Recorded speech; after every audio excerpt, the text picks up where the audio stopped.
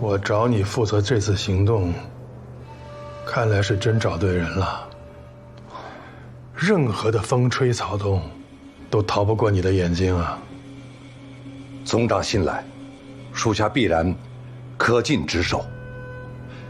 总长，我觉得吴次长这是属于正常的工作查阅，应该不会有什么问题。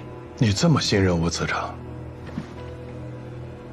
总裁钦点的次长，不敢不信任。那为什么没有划掉他的名字呢？总长亲自交代过，不论什么人都要据实上报。不用那么紧张，你做的没错。郭汝瑰的事情出来之后，总裁非常的生气。如果我们国防部再出第二个郭汝瑰一样的共谍，你我是要负大责任的。总长，是否这些名单上的人员都要一视同仁的调查？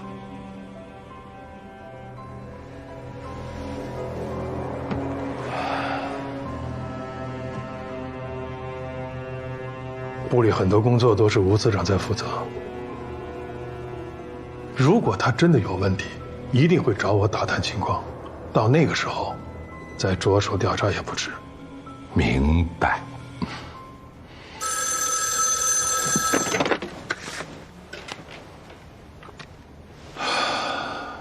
喂，好，那请吴次长过来吧。是吴次长，他马上过来，你赶紧先回去吧。是。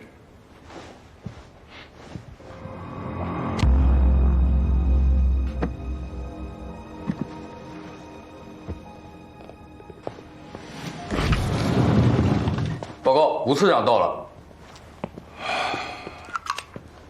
哎呀，总长，哎，学长，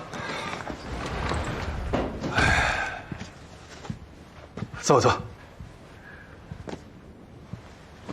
哎呀，学长，我去开了2天的会，听说您都找了我2次了，什么事啊？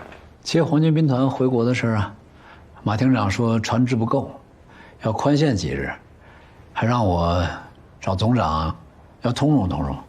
但是接黄巾兵团回国的事儿，刻不容缓啊。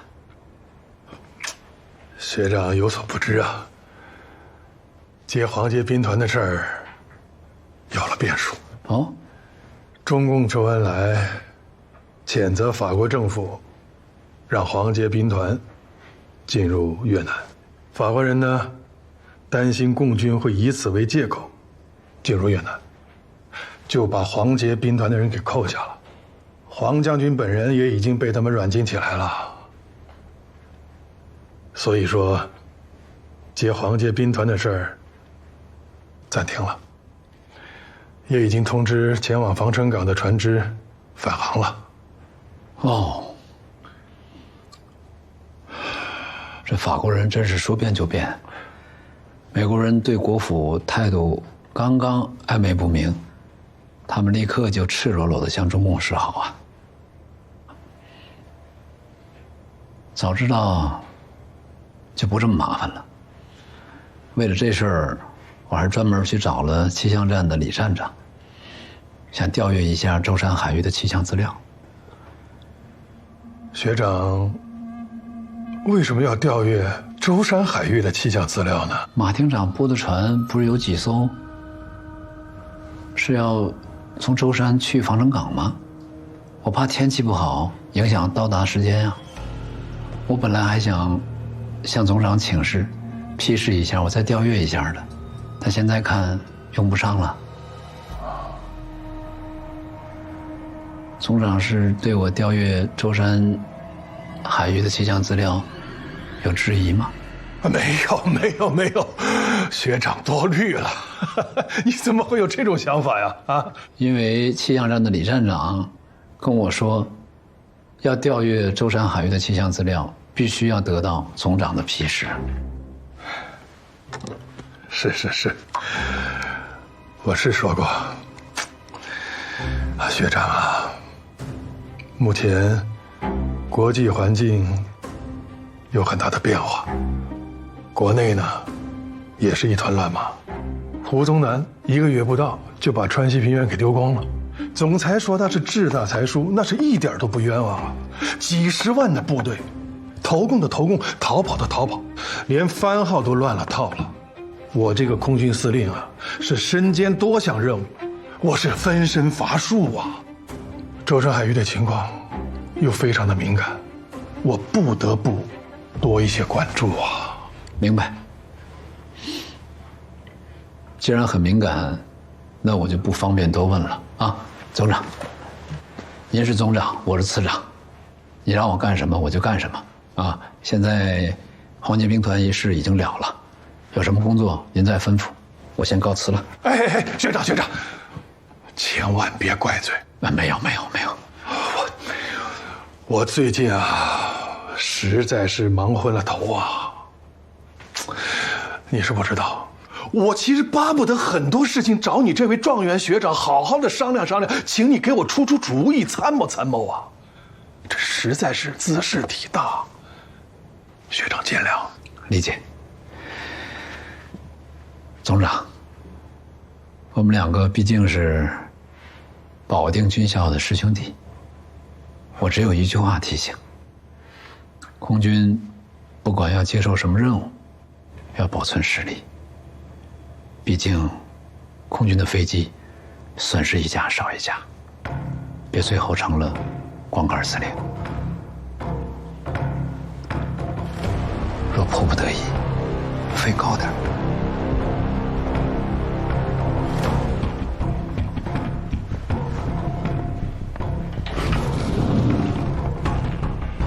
飞高点。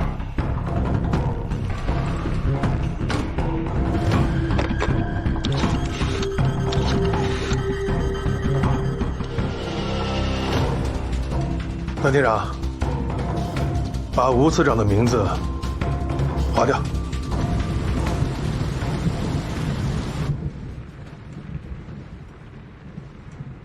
从越南撤回黄巾兵团的事儿取消了，那您就没有理由调阅舟山的气象资料了。这样一来，我们拿什么确定地日的时间呀？台中地区多云，局部雨，15到28度。台南地区多云，17这没有办法确定地日的区间，上海那边就没有办法有的放矢的准备。这关系到解放军高炮部队的待命时间，以及那些重点工厂是否需要停工，以及人员撤离的问题。也请你把转运黄巾兵团一揽子计划和文件送去归档。是啊。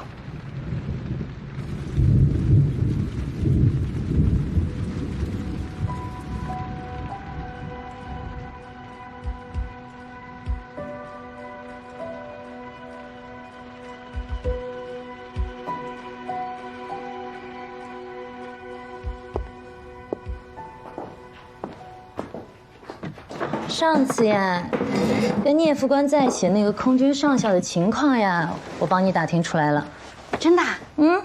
他叫王继福，是新竹机场的空军参谋，留美出身，关键是未婚。王参谋的电话你要到了吗？你太厉害了，我可以好好谢谢你。那你说我帮你要到了王参谋的联系方式，你是不是也要帮我一个忙啊？哎呀，你尽管说。小心烫啊！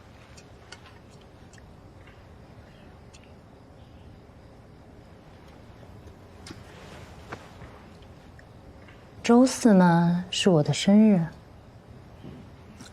我想请聂副官吃饭，但我又不敢。你也看到了，他现在完全对我就是公事公办的态度。我就说你攻势太猛，吓着人家了吧？你想啊，他刚被他那漂亮太太抛弃了，一朝被蛇咬，10年怕井绳嘛。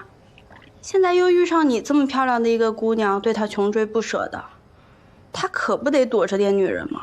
要不你就说周4是你的生日，想请他跟王参谋一起吃饭。正好感谢他在赵科长面前帮我们俩解围啊。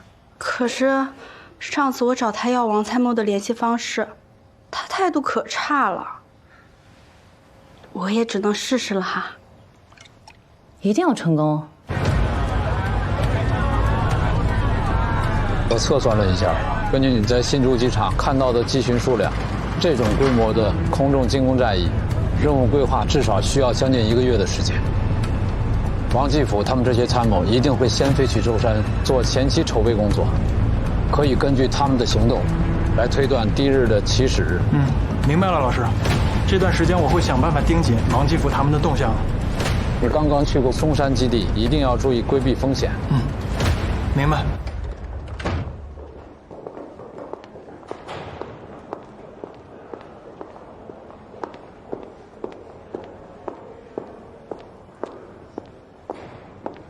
卢文员，哎，聂长官，我正好有事要找你呢。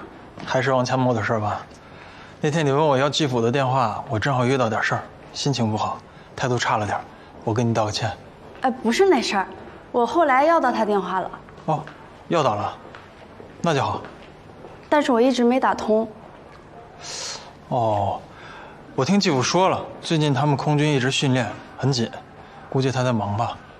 是这样的，周4我生日，我想请你和王参谋一起去美军俱乐部聚一聚，你看能帮我约到他吗？要约他出来啊？我试试。这样，我想办法。这个毕竟是你生日嘛，尽量帮你。聂长官，你也太好了，难怪李启。谢谢聂长官。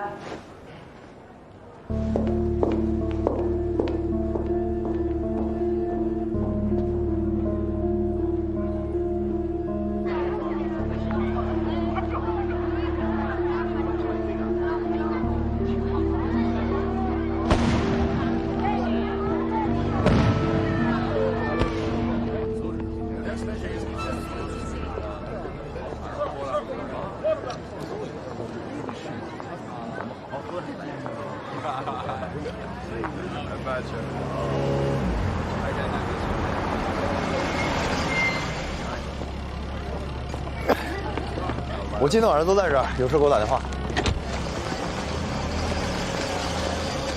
那天回去晚被关禁闭了，你今天还能请假出来，也没那么紧吧？还是老样子，把人往死里练。但是我今天就不想在基地待了，再待我就要憋死了。怎么了？那么大怨气？前天3大队一个开野马的兄弟，训练时候出事了，人和飞机都摔成了碎片。那天吃早餐的时候，我俩还开玩笑呢，没想到那是最后一面。所以啊，今朝有酒今朝醉，爱关禁闭关起来。You know, I've been there before. Aris is pretty romantic.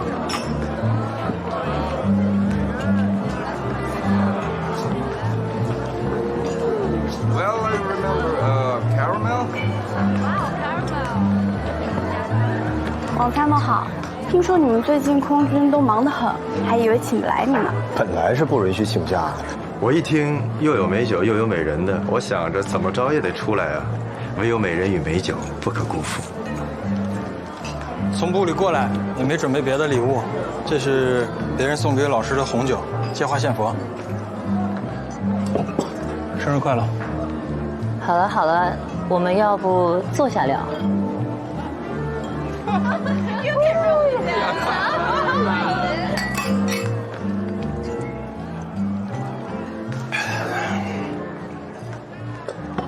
喝完了。聂长官，哎，我告诉你个秘密啊，其实今天不是我生日，是黎文员生日，他怕您不来，所以让我来请您的。不是。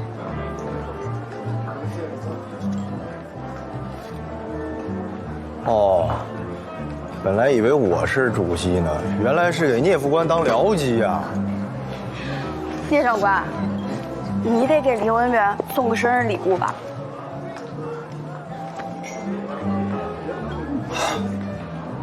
这么突然，我确实也没准备礼物。黎文员，祝你生日快乐！谢谢。回头我再给你补上，行吗？好。那怎么行啊？过了12点就不算礼物了。是，我们大家一起开开心心吃个饭，都已经很开心了。你怎么这么好说话呀？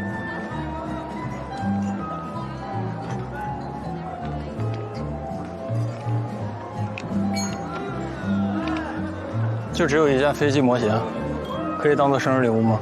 聂长官，你这也太没诚意了吧！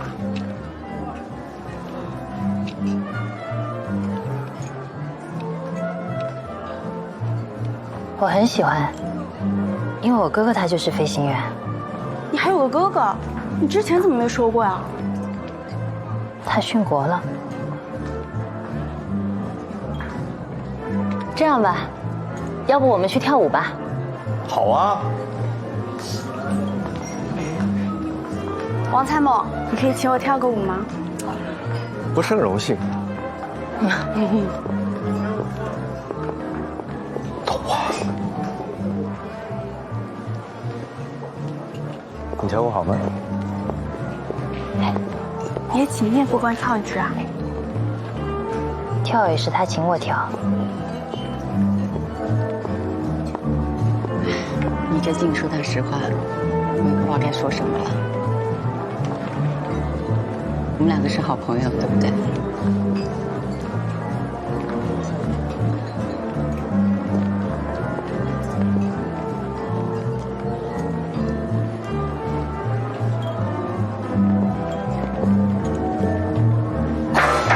？Sorry。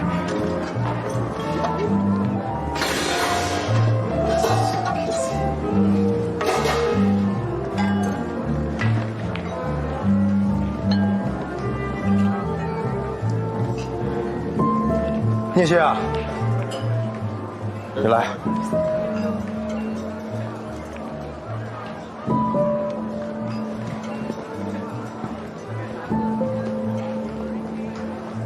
怎么了？怎么能这样呢？跟一个美国少校在一起呢？美国佬他们太欺负人了，不告诉你别拦着我，这些人就是欠教训。听我说，你听我说。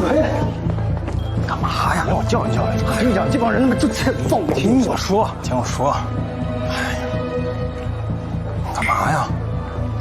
不是你，这就不顾一人了，朗朗乾坤的往那一坐，啊！放心吧，不是你想的那样。我了解阿美，她不是那样的女人。有个朋友不是很正常吗？你倒挺自信。继父啊，现在时局这么不好，连像咱俩这样的男人、军人，也会觉得紧张，没有安全感，更何况一个女人呢？我觉得没你想的那么糟。哥们儿，你是真能忍啊！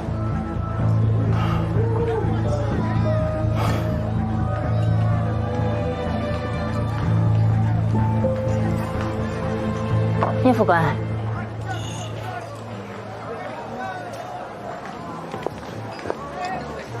可以跟我喝一杯吗？喝，聂学，为什么不喝呀？啊，他阿美跟美国佬吃饭就行，你们为什么不能喝酒啊？来，罗小姐，真话，走，咱俩跳舞去。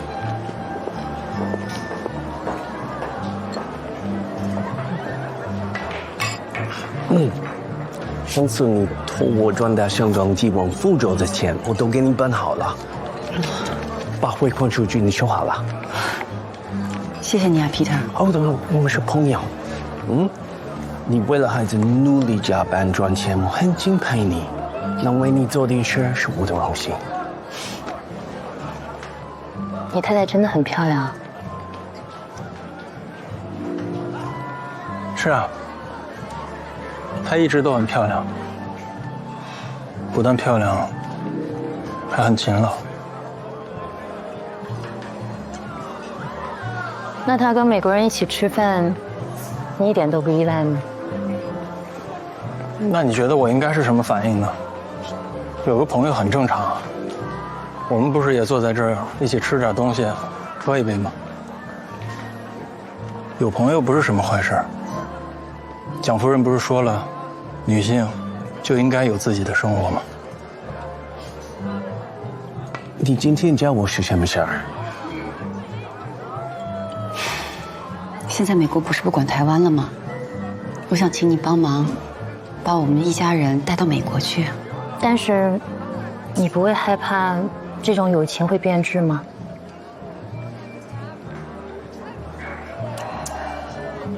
我相信我的太太，我也相信她不会背叛我们的爱情。我理解你的要求，但是我做不到。除非我是你的丈夫，那你愿意把孩子一起带到美国，我也没意见。万一呢？我说万一啊，他要是跟那个美国人远走高飞了，你怎么办？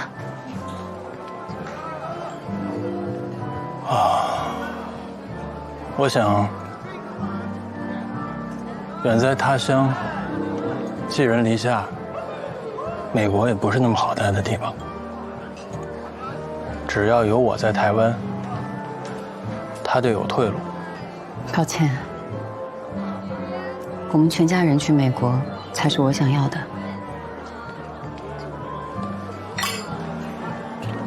我敬佩你的胸怀还有大度。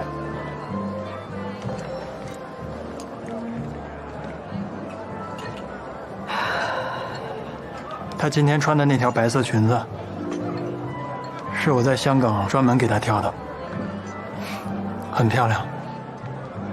我真的很敬佩你。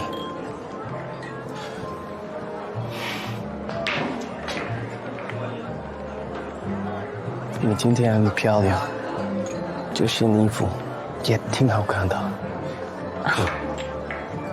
谢谢你的夸奖。这衣服是我丈夫在香港精心为我挑选的。真是记住你的丈夫，能得到你这位美丽女人的青睐。来，好的，稍等。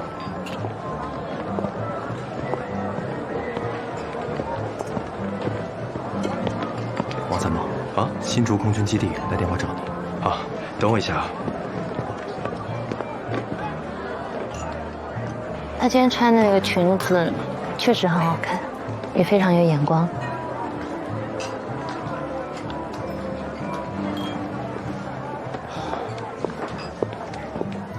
基地来电话了，今天晚上就得出发，我得回去了。哦，那我送你。不用，基地派车接我来了。我送你不是更快吗？那好吧，二位小姐，抱歉了，等我执行完任务回来再约。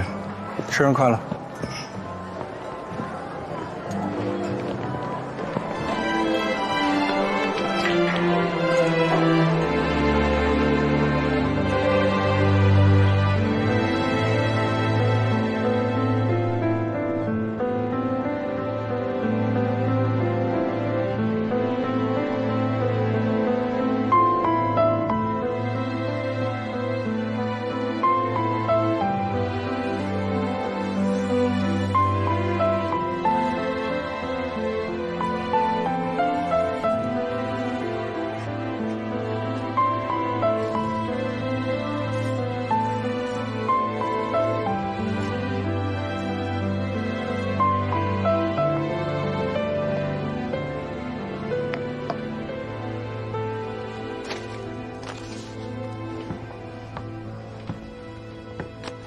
怎么样了？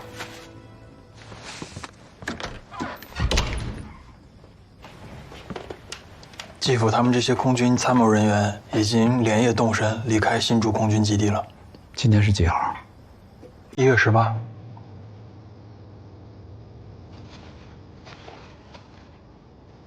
按照继父的出发日，地日的起始时间应该在2月初。现在就是最晚的时间是什么时候？还需要再核实一下。怎么核实呢？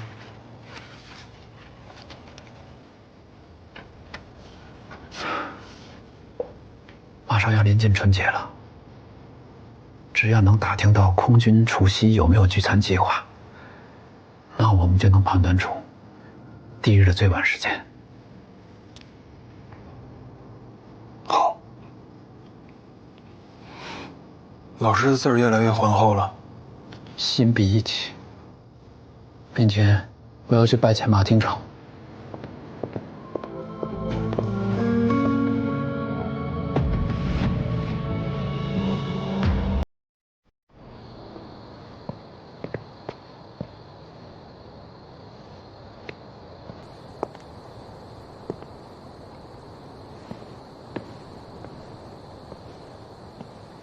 没想到你送王参谋送了这么久，我一直等到现在。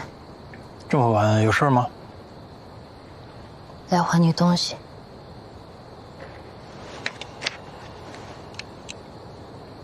这是王参谋送给你的。刚才我怕你尴尬，所以就收下了，还给你。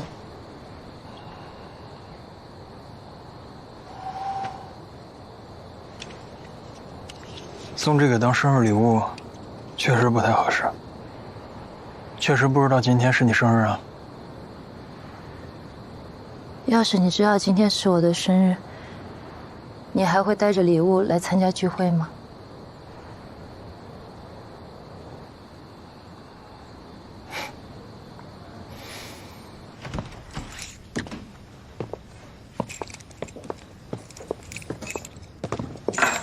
你挑吧。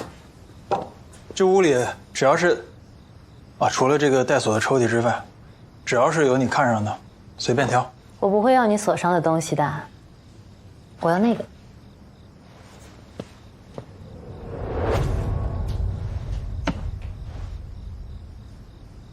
可以。不过这个太老了，我给你买个新的。我开玩笑的，我知道你每天都要听中央社的新闻。我怎么可能要你这么贵重的礼物啊？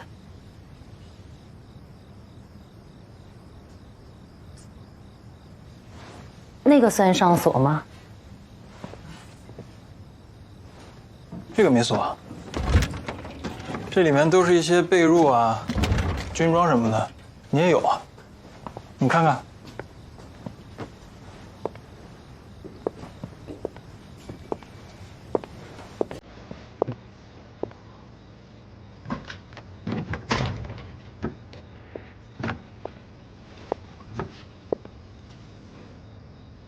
你这个军大衣，这是抗战时候的大衣，来到台湾也穿不着了。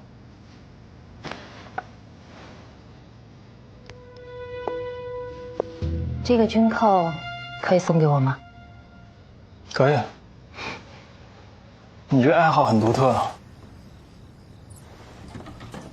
以前我哥哥的军扣都是我给他缝的。后来他殉国了，我就再也没缝过军扣了。参军是因为哥哥吗？是因为日本人。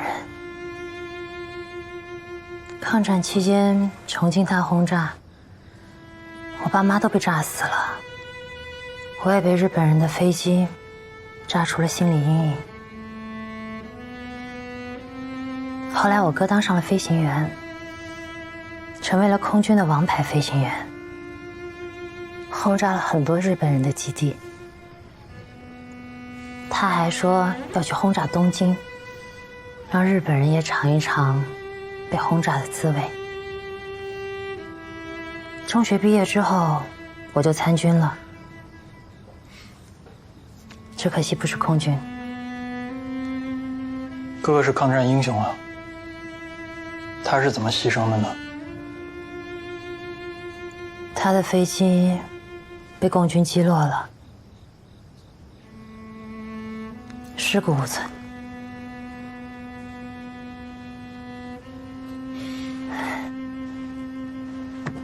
算了，不聊这些了。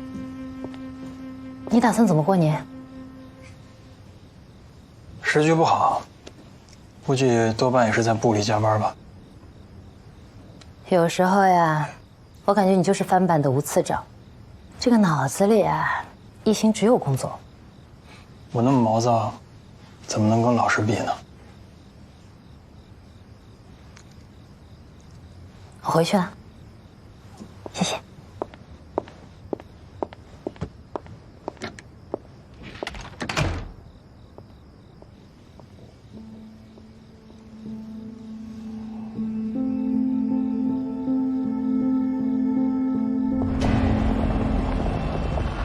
马厅长在吗？在呢。哦，马厅长。哎呦，司长您来了。哎呦，这接皇家兵团回国的事儿取消了，你我白忙活一场。是，您说费了这么大的人力物力，都快到防城港了，又只好返航了。是，任务没完成，但是辛苦一点没少。这马上春节了，海军的春节聚餐和福利可不能少。哎，那是。虽然现在经费是紧张，但是司厅一定准备充分。我说看你，我一进门就盯着这个。上次我让你告诉我想写什么内容，你一直也没说，我就自作主张帮你选了王阳明的4个字，啊，秀才人情半张纸，笑纳。哟，都太谢谢了。哎呀。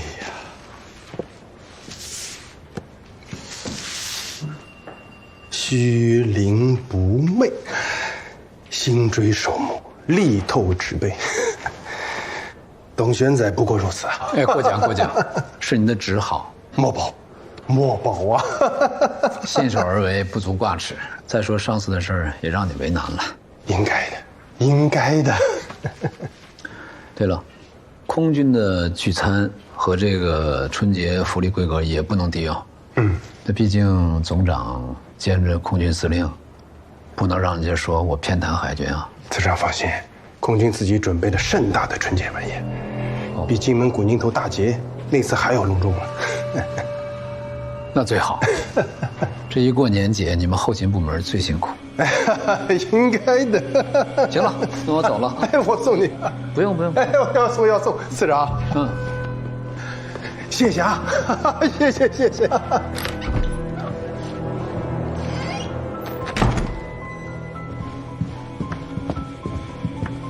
空军在除夕搞盛大聚餐。今年除夕是2月16，第2个最晚时间可以确定了。太好了。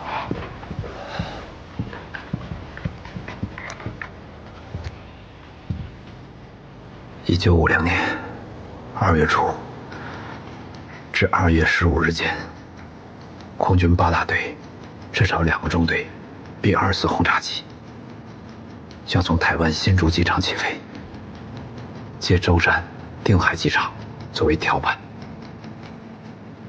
轰炸机就近整备，提高出动架次，组织对上海最大规模的轰炸。空军3大队野马战斗机全程护航。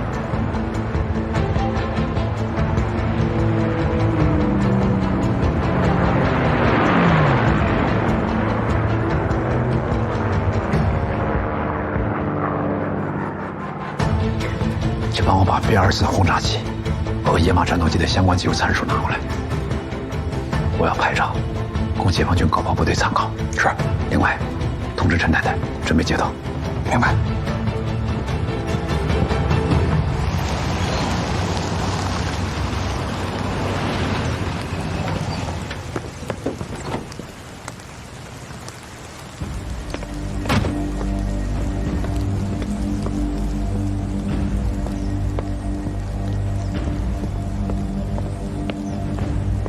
前锋同志，啊，请。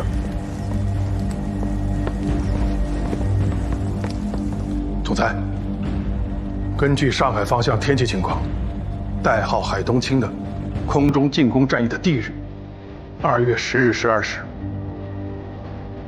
空军一切准备就绪，就等总裁您下达命令。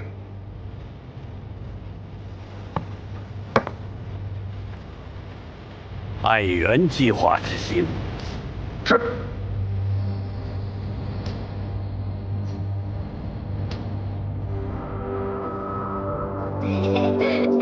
慢点。抓我呀！你能上来吗？上来。抓不到我。哎，好，慢点。我好高。你看这有个什么？我好高。刚才那大蘑菇呢？大蘑菇。抓我呀！抓不到我。陈太太来了。胡先生好。嗯。先生好啊。朱阿姨好。吴先生今天在家呀？哦，今天星期天没上班。抓到了吧？啊，吴太太做点心太好吃了，我今天准备跟她学一学烤妻子饼。哦，这怎么还买了原料了？哦，没有没有，正好路过一个特产店，给你们买点吃的，也不知道你们喜不喜欢。哎，陈太太，吴太太，哎呀，哟，怎么还买这么多东西？来就来了嘛，太客气了。拜师学艺嘛，我正好路过一个特产店，这里面有肉松啊，还有那个茶叶。哎呀，不知道你们喜不喜欢吃啊？哎呀，太喜欢了，好久没吃到福州的肉松了。真的。我去后厨准备一下，一会儿来教你啊。一会儿叫我啊，吴太太。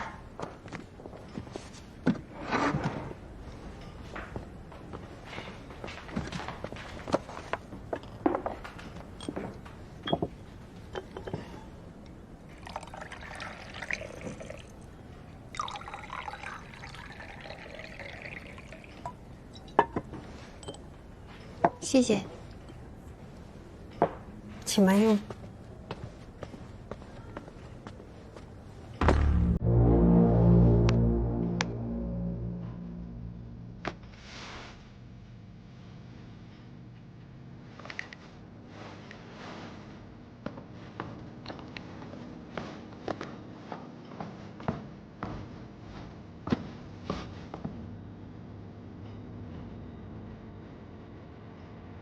我太太在福州的时候，就特别喜欢做点心，分给她的朋友们吃。吃了以后，如果说好吃，她就特别开心。是，吴太太做点心好，我也喜欢吃点心，所以今天我得好好学学。请用茶。好。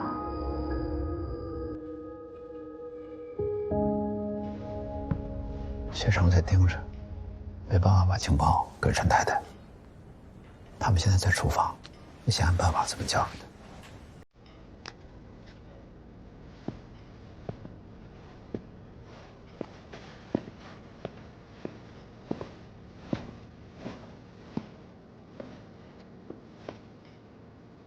师母，棋子饼烤好了吗？哎呀，聂副官，我们新烤的饼要不要尝尝？啊，聂副官。你要不要尝尝，新鲜的？哦，不用了，我之前吃过，很好吃的。哦，对了，吴太太啊，我想问一下啊，我这个棋子饼，如果我想多放点糖，是不是应该也没有问题？当然可以了，可以根据自己喜欢的口味，甜一点、淡一点都可以，做咸的也行的呀。对，咸的可以啊。好嘞。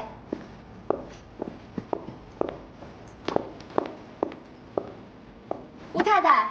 那我已经学完了，我今天就先回去了。阿志在家等我呢。这么快就走了呀？啊！哎呦呦，不，哎呦，这个可不是给你的，这是让聂副官尝一尝的啊！我给你准备了一大食盒的呢。不，我没我干嘛呢？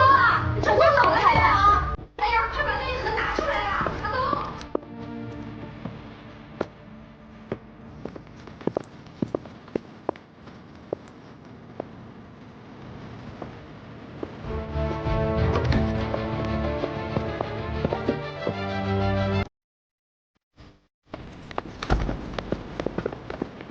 陈太太，哎呀，拿错了啊！这个盒子是给你准备的呀。来，换一下。哎，不，吴太太，我这么多我是吃不完的，我拿小的就够了。哎呀，我这次特意给你做的，都是你爱吃的棋子饼。吴太太，我拿小的就可以了，我们家人少啊。没事，可以玩的。给你女儿女婿，这个给小钱啊，因为他今天去看妹妹，我把这个棋子饼给你妹妹吃啊。谢谢夫人。我给小钱的啊。那妹妹家里有很多人呢，那就我拿小的就可以了。使不得，太太。哎，使不得，这个是给你的。那个陈太太。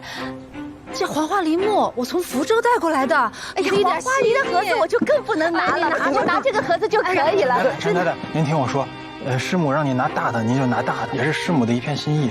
你就是小钱拿这个。我刚才装这个的时候啊，有一个使劲使大了，把它捏破了。这个我拿出来，剩下的你拿给妹妹吃。哎，这样，我来，这个我来吃，不用客气。这里面不是有好的吗？听我说啊，我拿一个好的换给小钱，因为我们那么多，根本吃不完。你说是不是？不，好的放过去正好，破的我可以吃啊，然后给他们吃好的就行。这个梨花木我喜欢的，那我就带走了，谢谢。哎呀，喜欢就好啊，太好了，我给你拿着，我送你上车。哎呀，谢谢。哎呀，这个好不容易来一次，你不要说这样，真的不对呀，你这样说就没有见外了。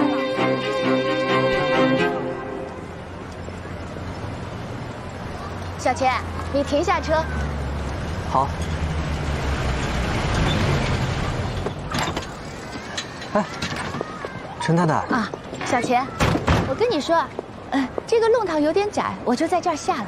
可是太太吩咐我了，一定要让我把你送到家门口。啊，没关系的，我正好想溜达溜达，你请回吧。好，谢谢啊。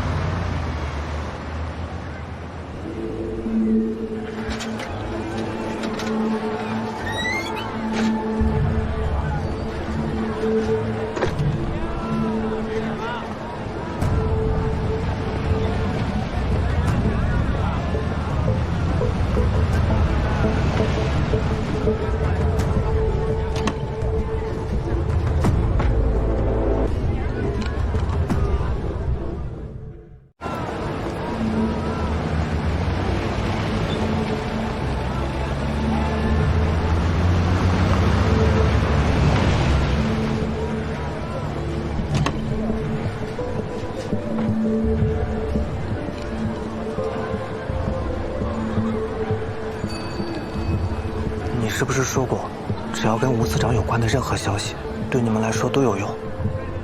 对。今天太太烤了很多棋子饼给别人。那他都送给了什么人啊？他送给了我一盒，然后让我拿给我妹妹。这个算情报吗？算。当然算了，我不是跟你说了吗？吃喝拉撒睡，都算情报。那能给我钱吗？啊，当然能，肯定给。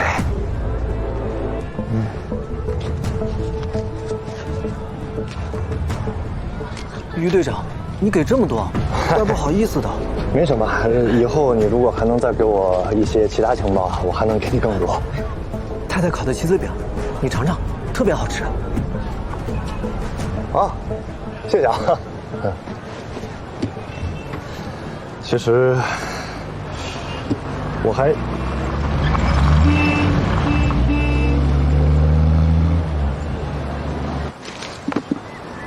来。哥，你哪来的？次长夫人给我的，怎么样？好吃吧？好吃。海的那边是漳州吧？应该是吧。我们什么时候能回去啊？之前走得太匆忙了，妈做的卤面都没来得及吃上一口，我现在梦见都流口水。哥也可以给你做，其实。你做的没有妈做的好吃。那我写信，问问妈到底怎么做的。可以写信。不可以。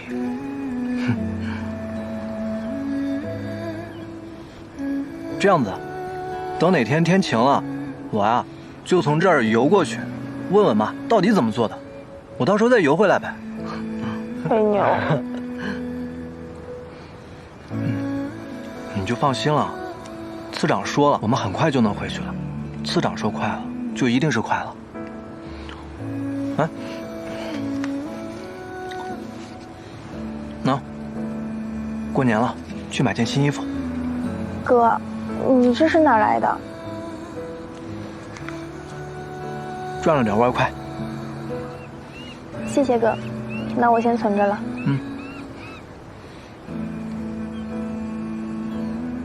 时间差不多了，走吧。我还是不去了。不都说好了吗？怎么又不去了？你不是天天忙着加班吗？我不加班，今天就陪你啊。阿菊，你就去吧。你看昌城多诚心诚意的呀，你都答应了，为什么不去？我告诉你啊，出去见世面就得跟着昌城走。去吧去吧，放心啊，小宝交给我。好好玩，今天晚上。谢谢妈。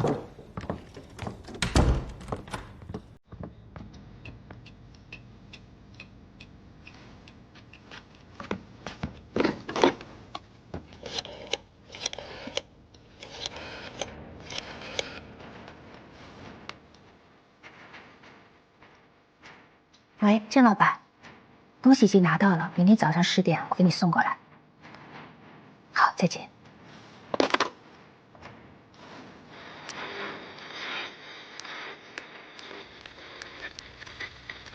东海海区出现新的海况，请补充最新数据，请记住12480468，2480，1394，4250，517。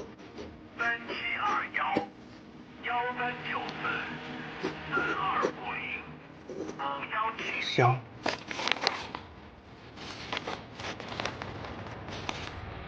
知。同在异乡为异客，相逢轻盖便相知。这应该是街头暗号吧？还有吗？有华。华。南。南。于。陈。宝。宝。仓。仓。陈宝仓。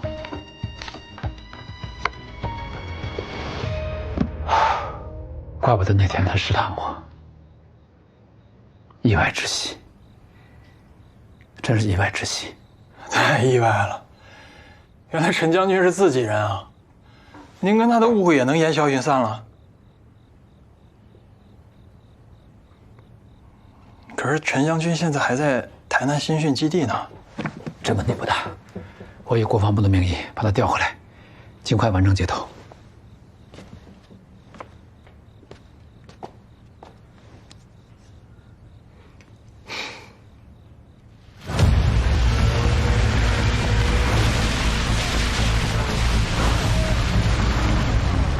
处长，谷组长放的线，我们就这么冲到基隆去，真没事儿。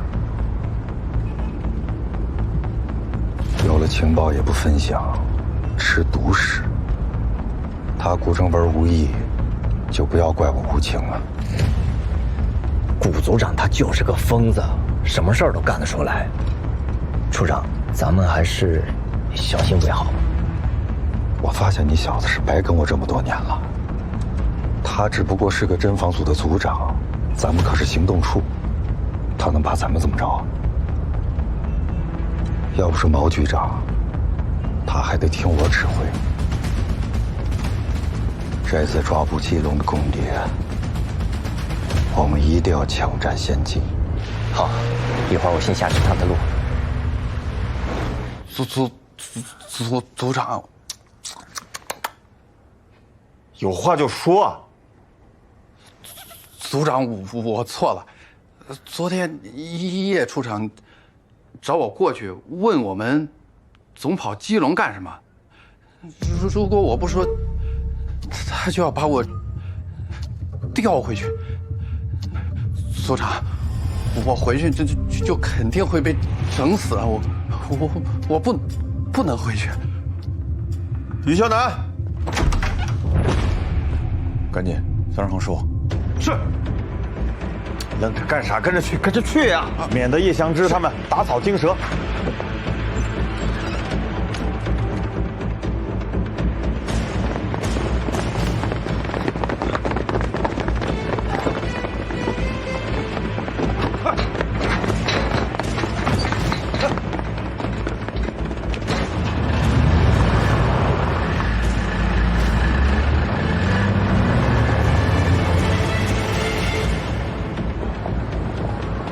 叶处长分明是想抢别人嘴里的肉啊，太无耻了吧！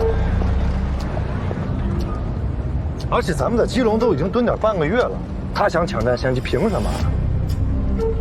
现在担心这个还为时尚早，你就记着，抓捕林义良的时候，除了翁连旺，无论如何必须再放走一个他的同党。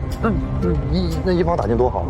共产党的组织纪律是非常严格的，为了方便孟连旺之后还能够继续渗透，一定要放一段，这样才方便他们相互作战。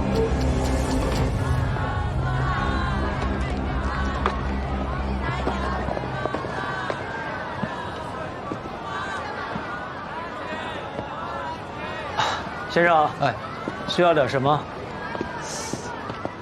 干木耳有没有啊？干木耳。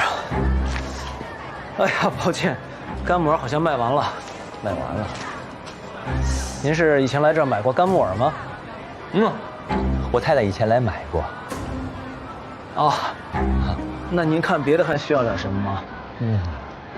没有就算了。抱歉，没事，慢走啊。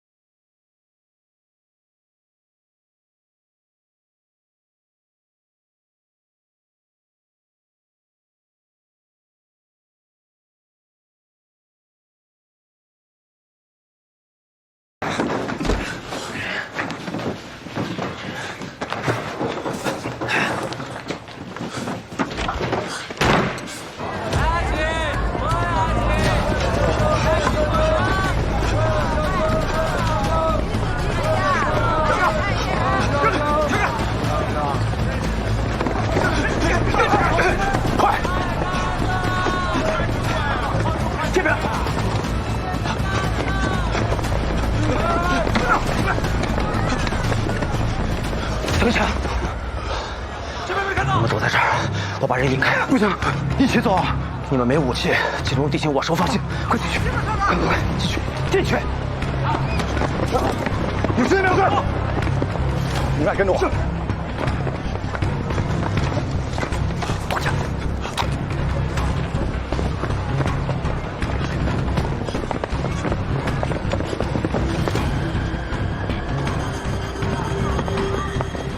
好了，雷人，走，跟我走，就在里面。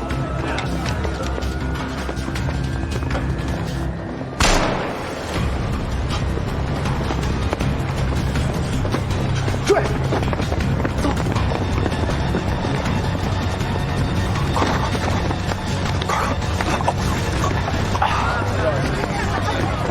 没有，站住！站住！站住！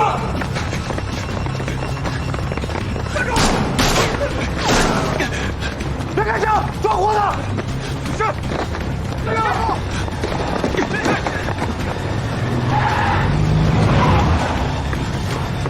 别动！杨子，快下来！别动！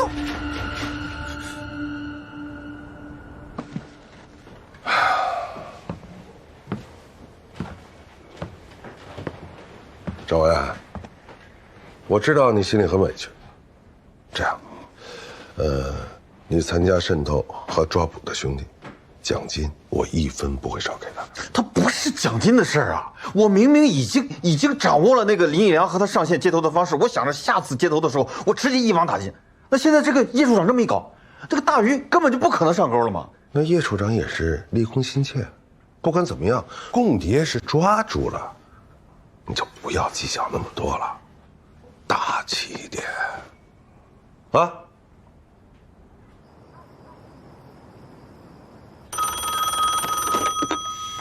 林书记被抓。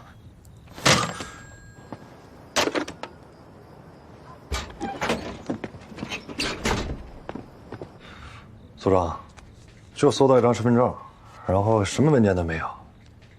你还要审吗？审2天嘛，急啥了？你就别让他睡觉，人缺觉啊，意志力就薄弱了。行。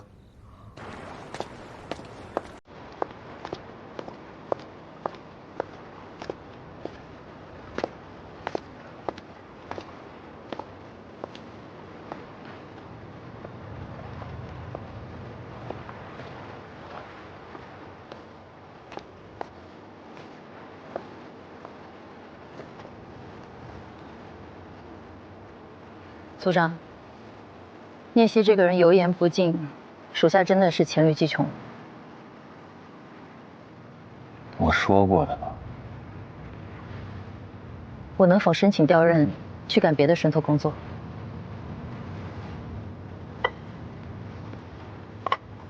哎呀，不像你，这么容易就放弃了。这次不一样。我怕再继续下去，会被聂西发现端倪。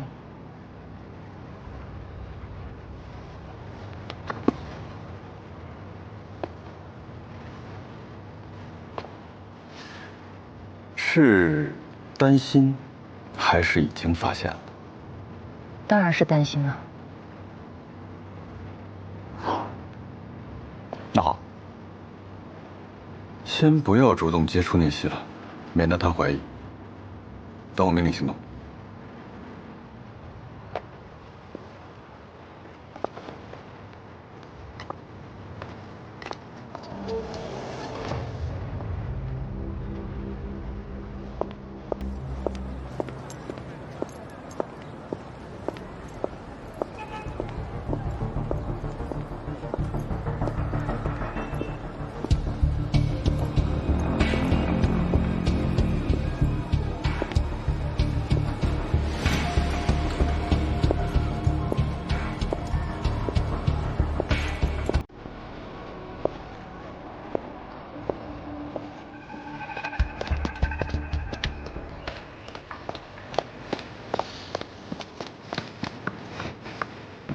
出什么事儿啊？基隆的工委书记被捕了，整个台工委正在进行紧急转移了。暴露原因不知道，不重要。台工委的安全呢，不用担心啊，我们有应急方案。最大的问题是，被捕的同志是东海小组情报线的负责人，整个交通线就是他创建的，他是其中一环，跟他单线联系的下线没人认识。那得想办法把他救出来。我们的武装力量在山里，台北的同志已经蛰伏和转移了，敌人又看管得很严。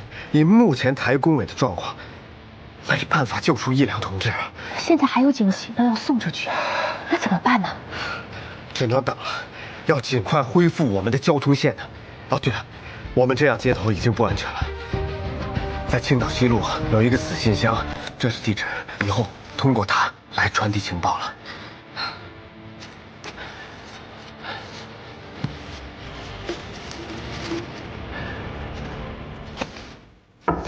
报告，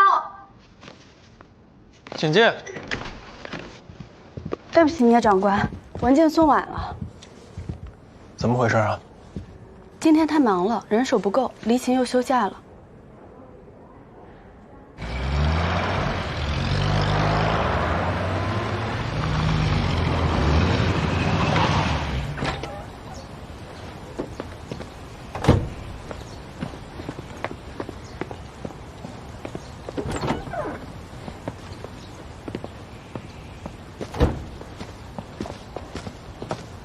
你这笔不能总是那么写，看，你这样。学成见成，练字呢？姐姐教我练的。真好。练什么字呢？奇怪的奇。这个字好难写。为什么要写这个字啊？因为家里来了一个奇怪的人。你买的凤梨就是好，你看这做出来的凤梨酥啊，金黄金黄的。是吧？吴次长好，陈太太，我给吴太太来送点凤梨。哦，对，陈太太买的凤梨，我做了点凤梨酥。哎呦，这台湾的凤梨可甜了，赶紧尝尝。哦，我上楼了，你好好练。爸爸，你教我写。啊，好。刚开始练，不要练这么难的。来，先从1、2、3、4天下手口练起，笔要立起来，先写个口字。哎，慢点。哎呀，建成啊，这口字写的不错呀。这个笔画少的字啊，运笔要粗一点，这个字就好看了。看来陈太太也很懂书法。年轻的时候跟沙孟海先生学过一阵子，略知一点皮毛而已。那，你一定也很喜欢董其昌的字。哦，我喜欢临摹董其昌的行书和草书。那正好，老师，我记得您书房有不少董其昌先生的字帖呢。是。等有机会，请陈太太欣赏。别等有机会啊，你现在就带着陈太太上去看看你的那些宝贝。哎呀，方便吗？那真是三生有幸啊！这有什么不方便的呀？于勋，你赶紧带陈太太上楼看看。请。哎呀，那真是三生有幸，太开心了！谢谢谢谢。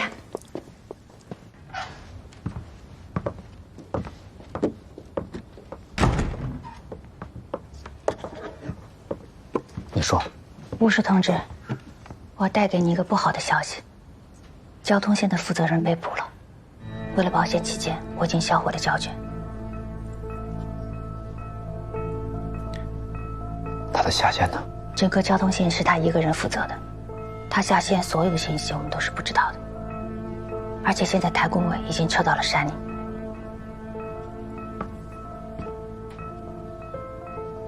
那台工委那边有没有考虑过把人救出来？他们的负责人说，现在所有的武装力量全部都在山里面，而且台北的同志也都在蛰伏。他现在是一筹莫展。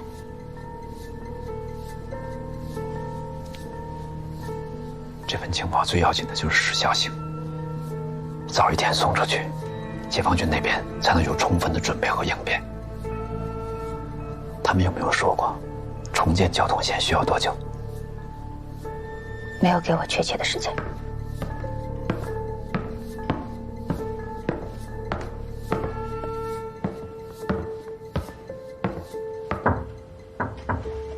请进。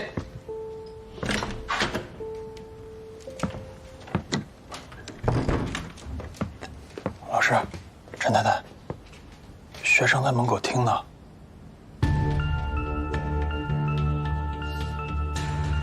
把这个水果给学生送过去，顺便问一问他听到什么了。明白。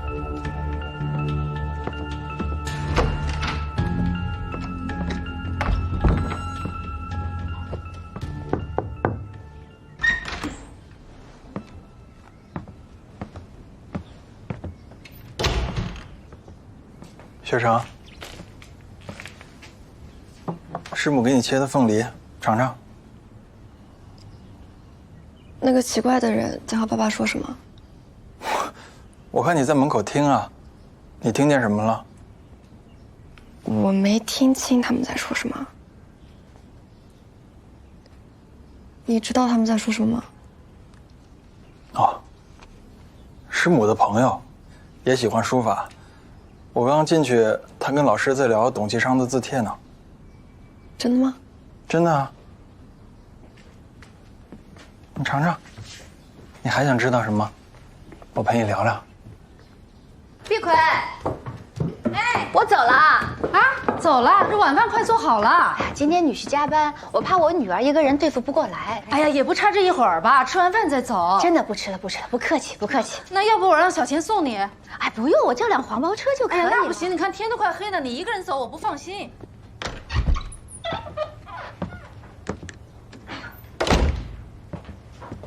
老师，学成没听到什么，我都问清楚了。台工委交通线的负责人被抓了。陈太太的情报没能送出去。那怎么办啊？那我们得重建交通线啊。是，这需要时间，但情报等不及了。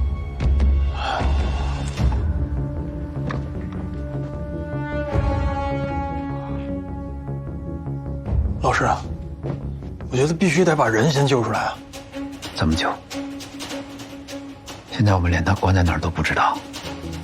蒋介石大陆失败，现在所有的特务机构几乎都涌进了台湾，特务多如牛毛。现在救人，无异于火中取栗。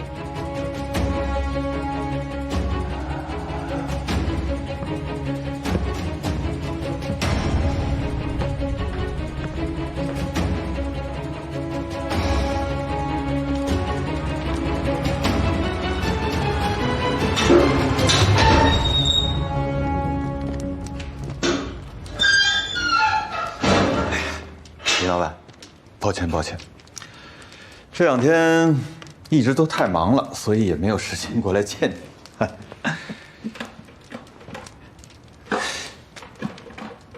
其实呢，也有别的原因，毕竟你们共产党人嘛，都是硬骨头，轻易也不会交代些什么，所以我确实也需要些时间好好想一想，到底我要问些什么。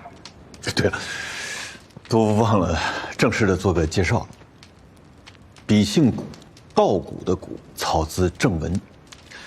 相信在贵党内部也是颇有一些恶名的，惭愧。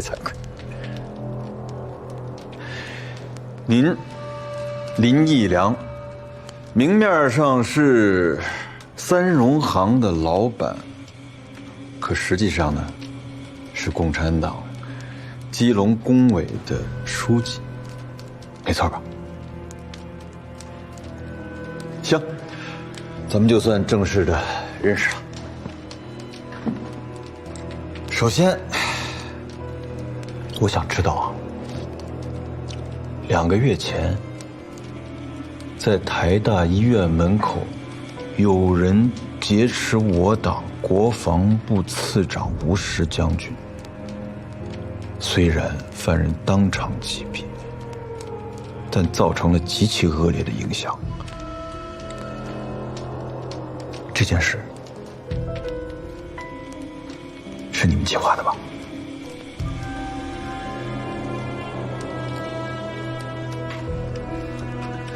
是不知道，还是不想说？这个犯人是共产党呀！啊，他叫张浩，你不会不认识吧？林老板，你认为我是怎么锁定三荣行的？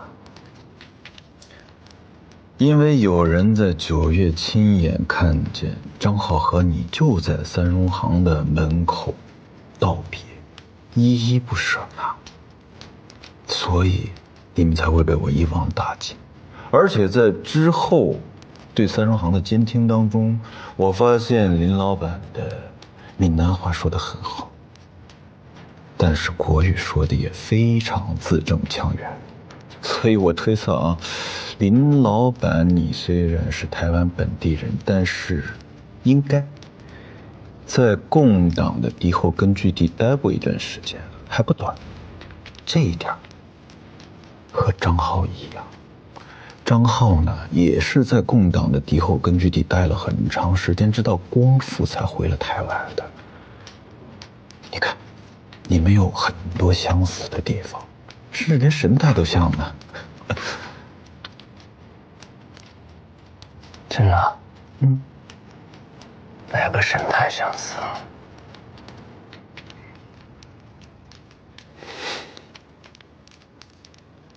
好，你不认识张浩，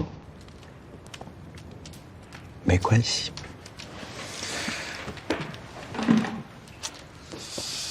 你不认识张浩没关系啊。但是我很好奇，像你们这样的台湾本地人，不是应该信仰三民主义吗？怎么会跑到共党那边去呢？是吧？哦，对了，林老板，你这个年纪出生的时候是日治时期，你接受的应该是日式教育嘛，对吧？学日语，练剑道，你还有个日本名字，一定有。严格来说，你应该算半个日本人。不，我是中国人，地地道道的中国人，从一开始就是中国人。中国人讲究血液要流回原乡，只有流回原乡，才能停止沸腾。我也有个问题，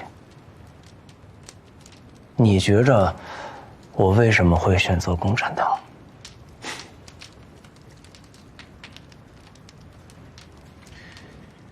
你肯定有你的理由。至于你刚才提到血液会返回原乡，很可惜。台湾和大陆隔着长长的海峡呢。不长，一点都不长。好，一点都不长。你刚才提到你是中国人，那你别忘了，咱们中国人最讲究传宗接代。根据资料，你们家应该就剩你一个了吧？难过了？难过就对了。啊，人呢，有时候真的要多为自己想一想，是吗？是。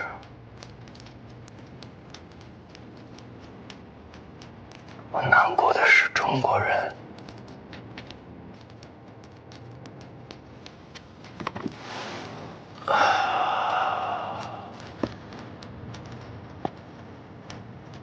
顾正文，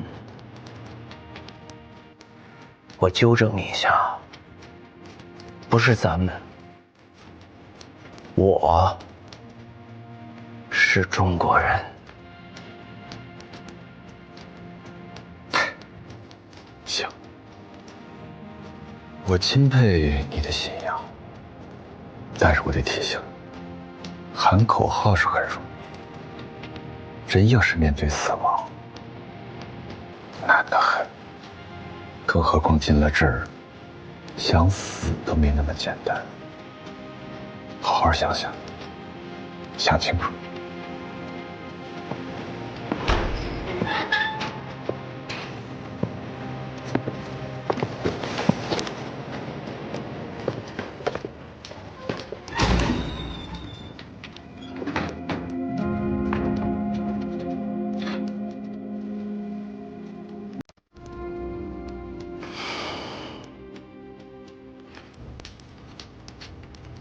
这个就是三荣行的老板给我老张钥匙的人。当时我用野泽暗秀这段往事赌了一下，确定了，他就是老张的弟弟。没错，这是他们去大陆学习前的日本名字，只有他们兄弟两个知道。老张跟我说过，但是我有点奇怪。是啊，这也太不像顾正文的风格了。他一向就喜欢放长线钓大鱼，按说他应该以林一良为诱饵，伺机抓住更多的上级和同党。这怎么就突然收网了呢？还大肆宣传破获林一良的案子。哎，我记得我前几天在报纸上看过一篇整实台湾情治机构的消息，你帮我找出来。好。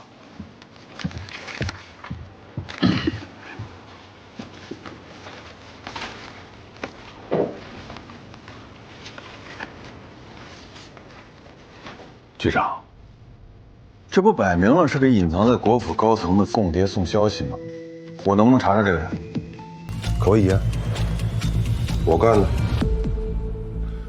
我派人给中央社送的稿件。为什么呀？我知道你一向喜欢放长线钓大鱼，把抓住共谍的所有价值榨取干净。但是我不能像你这么考虑问题。那就不能等我先把那个林一良拿下再说吗？来不及，后天建峰同志就要召集各情报部门的主要负责人开会。咱保密局从去年8月破获光明报案到现在，不但没有露脸的事情，反而因为你在香港胡闹，逼得我不得不到建峰同志和国防部背书。如果现在我再拿不出点像样的成绩来，不但恢复编制遥遥无期，还很有可能会被裁撤。是这个。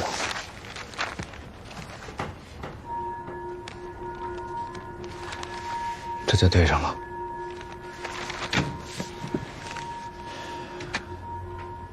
一定是面临整合，王仁凤急于恢复编制，所以才登了报。现在只有一条路，就是要先把他从保密局转移到公立监狱，这样才可能有转换的余地。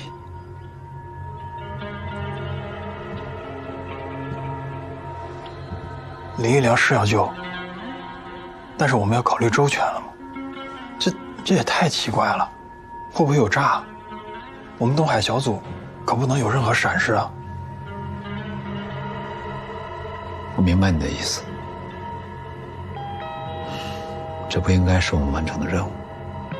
但是无论如何，林一良必须救，一是因为情报禁忌，二是因为他们兄弟两个为了我的安全前赴后继。老张为我已经付出了生命，他的亲弟弟不能再牺牲。还有林一良审得怎么样？共党的核心成员哪那么容易交代？不过，通过与他谈话，还有我安插的三荣行的内线，我还是分析出了一些情况，都在这份报告里了。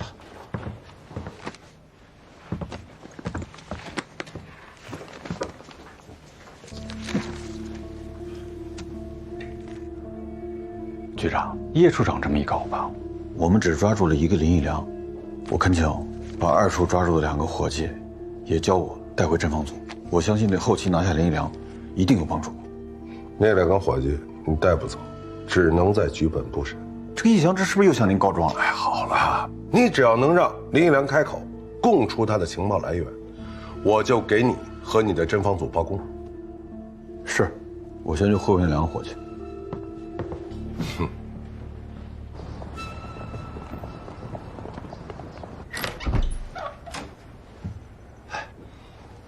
段厅长，叶副官，吴次长在等您呢。哦，好。哟，次长，您找我呀？快坐，快坐。我呢，有一点私人的小事想请教一下段厅长。好，您请说。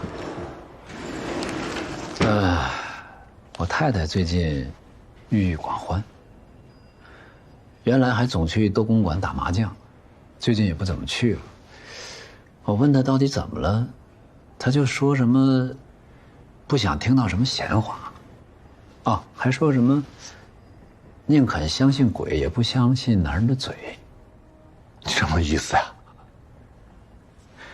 我就在想啊，会不会那天在电力招待所你看见我太太的朋友过来找我，你回去没跟你太太说什么吧？对不起，次长，我回去确实跟我太太说了几句，可我真的没想到，她怎么能跑到斗公馆去嚼舌根呢？你说，你这是在调查我的私生活吗？还派你太太去斗公馆打探情况啊？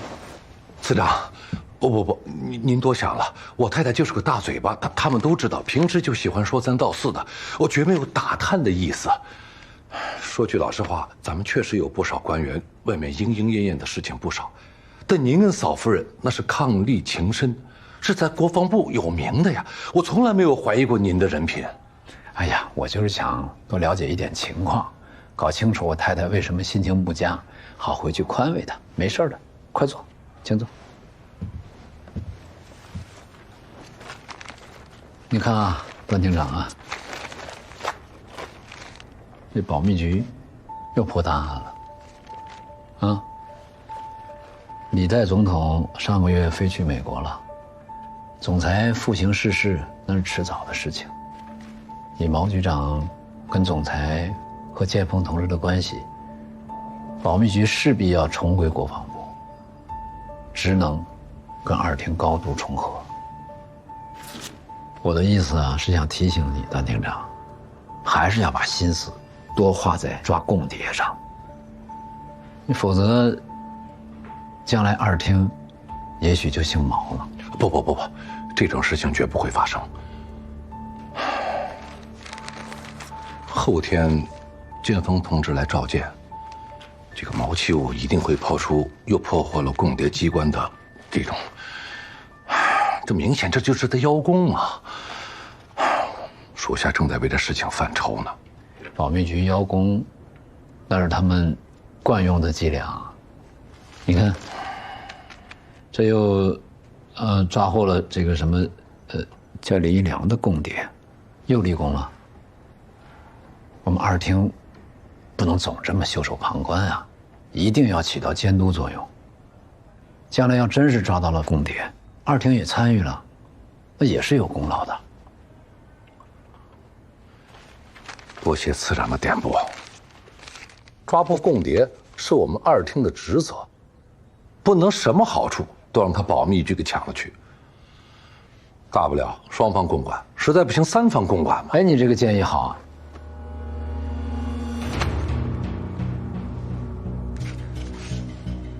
这是你们的人当街敲诈勒索、非法羁押人质、收保释金的照片。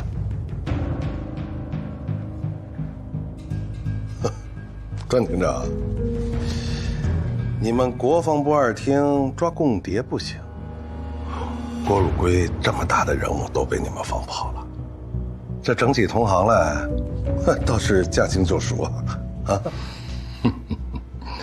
齐武兄，我是在想啊，这些照片我是交给建峰同志，还是不交呢？